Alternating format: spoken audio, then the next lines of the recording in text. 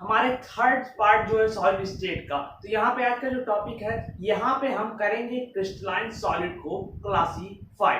क्योंकि अभी तक हमने सॉलिड को अपने क्लासिफाई किया, उसे क्लासिफाई करने के बाद दो पार्ट में उसके डिवाइडेशन हो गए हमारे क्रिस्टलाइन एंड एमॉर्फस सॉलिड।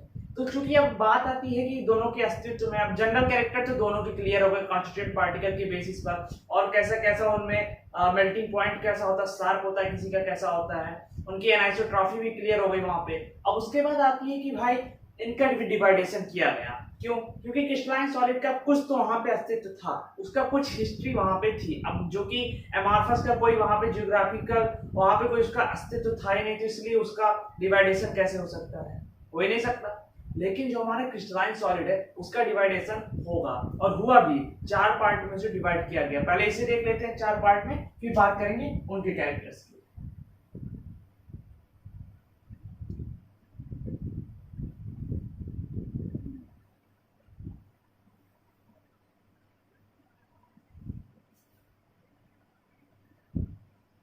तो पहला जो हमारा नाम आता है वो है मॉलिक्यूलर सॉलिड।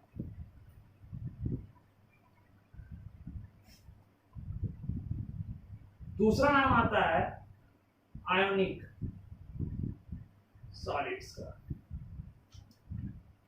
तीसरा नाम आता है हमारा मेटालिक सॉलिड। और हमारा जो चौथा नाम आता है, जिसके अंडर में हम अपने डायमंड और ग्रेफाइट के स्ट्रक्चर को क्लियर करेंगे, वो है हमारा कोवेलेंट सॉलिड, या आप बोल सकते हो कोवेलेंट और नेटवर्क सॉलिड।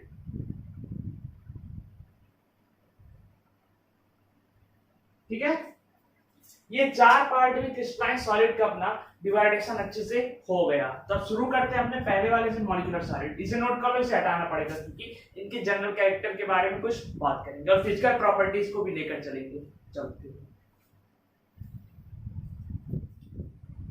तो ये हो गया यहाँ पे अपना चारों उसके पार्ट। अब बात करेंगे पहले पार्ट के बारे में, जो कि था हमारा मॉलिक्यूलर सॉलिड। तो मॉलिक्यूलर सॉलिड जो होता है उसमें हमारे जो कॉन्स्टिट्यूएंट पार्टिकल्स होते हैं वो मॉलिक्यूल्स होते हैं। ठीक है, क्योंकि हमारा जो क्लासिफिकेशन होता है क्रिस्टलाइन सॉलिड का, वो किसके बेसिस पर होता है? उनके कॉन्स्टिट्यूएंट पार्टिकल के बेसिस पर हम क्लासिफाई कर सकते हैं अपने क्रिस्टलाइन सॉलिड को, या फिर सॉलिड को भी हमने उनके कॉन्स्टिट्यूएंट पार्टिकल के बेसिस पे ही क्लासिफाई किया था। अब यहाँ पे क्रिस्टलाइन के लिए जो उसके कॉन्स्टिट्यूएंट पार्टिकल्स हैं वो मॉलिक्यूल्स भी हो सकते हैं, आयंस हो सकते हैं, या मेटल्स भी हो सकते हैं। ठीक है, तो यहाँ पे जो हमारा पहला है मॉलिक्यूलर सॉलिड, तो इसके जो हमारे कॉन्स्टिट्यूएंट पार्टिकल्स हैं वो क्या होंगे? मॉलिक्यूल्स। मॉलिक्यूल्स होंगे क्योंकि मॉलिक्यूलर सॉलिड है। यहाँ पे मॉलिक्यूल्स, मॉलिक्यूल मिलके एक सॉलिड बनाएंगे जिसे हम मॉलिक्यूलर सॉलिड बोलते हैं। अब मॉलिक्यूलर सॉलिड में जो यहाँ पे कॉन्स्टिट्यूएंट पार्टिकल्स होते हैं इस तरीके से, इनके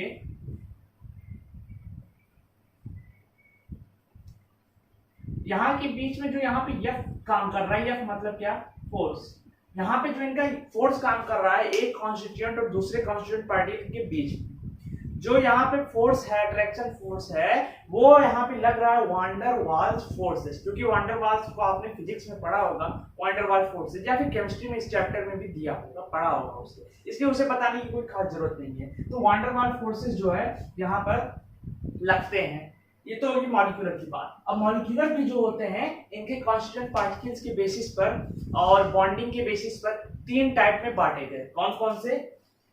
पहला हमारा नाम आता है non polar, non polar solid में, और दूसरा है पोलर सॉलिड्स, और तीसरा हमारा हाइड्रोजन बॉन्डेड मॉलिक्यूलर सॉलिड्स।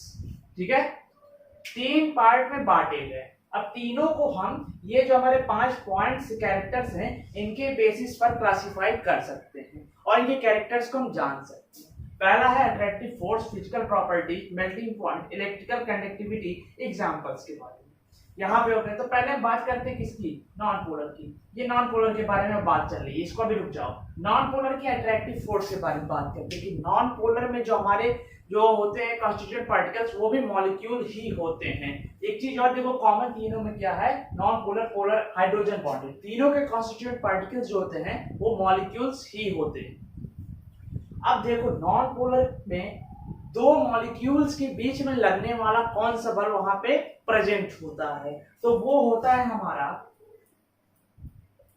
डिस्पर्सियन, या फिर आप इसे बोल सकते हो, इसे हटा देते हैं इसमें, आप डिस्पर्सियन बोलते हो या फिर इसे आप बोलते हो लंदन फोर्सेस, लंदन फोर्स। मतलब कि ये बहुत साफ प्रॉपर्टी के होते हैं फिजिकली, ठीक है। अगला आता है मेल्टिंग पॉइंट। तो मेल्टिंग पॉइंट जो हमारे नॉन पोलर की अगर बात करें तो बहुत ही लो होता है, इसके पास बहुत ही लो मेल्टिंग पॉइंट होता है, मतलब बहुत ही कम मेल्टिंग पॉइंट पे ये मेल्ट होना स्टार्ट कर सकते हैं। अगला आता है इलेक्ट्रिकल कंडक्टिविटी। तो भाई जैसे कि बात है नॉन पोलर है, हमारा नॉन पोलर है तो जनरल सी बात है, और प्लस मॉलिक्यूलर सॉलिड में जनरल सी बात है नॉन पोलर है, तो ये हमारा क्या होगा, इलेक्ट्रिक का इंसुलेटर होगा।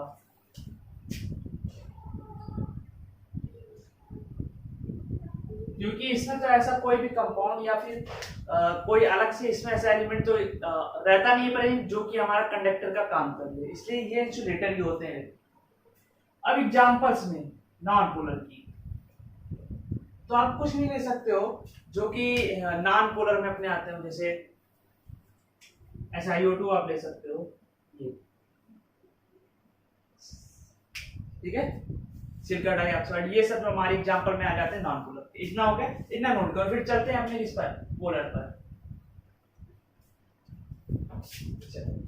अब देखो ये Si2 है, और भी बहुत सारे एग्जांपल अगर आप लेना चाहो तो ले सकते हो, हाइड्रोजन है, आयोडीन है, कार्बन टेट्राक्लोराइड है, ये सब।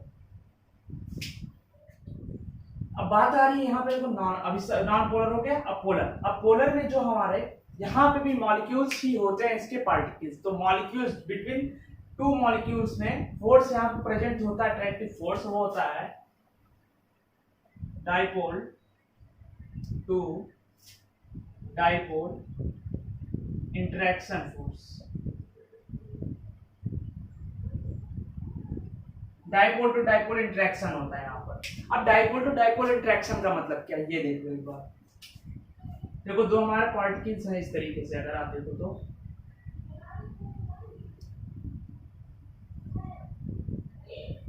इस तरीके से हो गए दो पार्टिकल्स।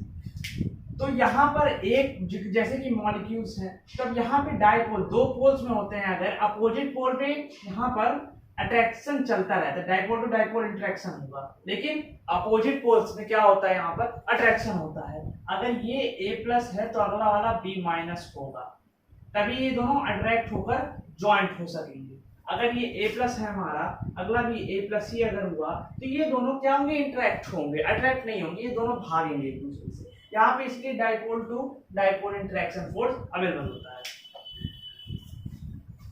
अब देखो अगला क्या मान रहा है, अगला फिजिकल प्रॉपर्टी। तो ये भी as well as non polar की तरह क्या होती है, इसकी फिजिकल प्रॉपर्टी सॉफ्ट होती है। मेल्टिंग पॉइंट ये भी उसी की तरह लो होते हैं, लो कह सकते हो या फिर आप इसे बोल सकते हो वेरी लो, इसकी कुछ उससे कम ही होती है। Electrical conductivity as well as non polar, ये भी इंसुलेटर ही होता है इलेक्ट्रॉन का। और एग्जांपल्स में अगर देख लें तो यहां पे आ जाएगा हमारा HCl, SO2, सल्फर डाइऑक्साइड और हाइड्रोक्लोरिक एसिड, ये सब आते हैं हमारे पोलर सॉल्यूट्स में। ये भी हो गया होगा, या फिर इसे कर लो। तो चलते हैं हाइड्रोजन बॉन्डेड की तरफ।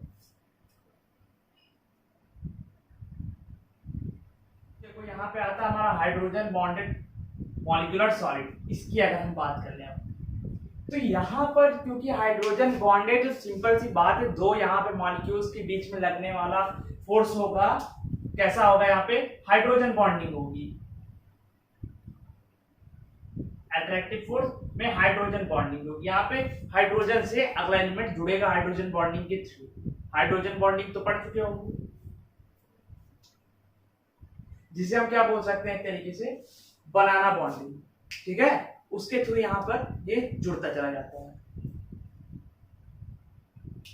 देखो फिजिकल प्रॉपर्टीज, तो फिजिकल प्रॉपर्टी भी इसी इसका क्या होता है, इन दोनों से अलग होता है, हार्ड होता है, क्योंकि इसमें हाइड्रोजन बॉन्डिंग अवेलेबल है, तो ये कुछ दोनों से हार्ड होते हैं। मेल्टिंग पॉइंट इसका सभी तरह लो ही होता है। इलेक्ट्रिकल कंडक्टिविटी, ये इंसुलेटर ही होते हैं। एग्जांपल्स में आप देख लो H2O, लेकिन वाटर नहीं, H2O का आइस स्टेट। जब हमारा जो बर्फ होता है वो क्या होता है, उसमें हाइड्रोजन बॉन्डिंग पाई जाती है, इसलिए वो हाइड्रोजन बॉन्डेड मॉलिक्यूलर सॉलिड। तो आज की वीडियो में बस ये हो गया हमारा। तो आज की वीडियो में बस इतना ही, अब मिलेंगे अपने अगले टॉपिक में।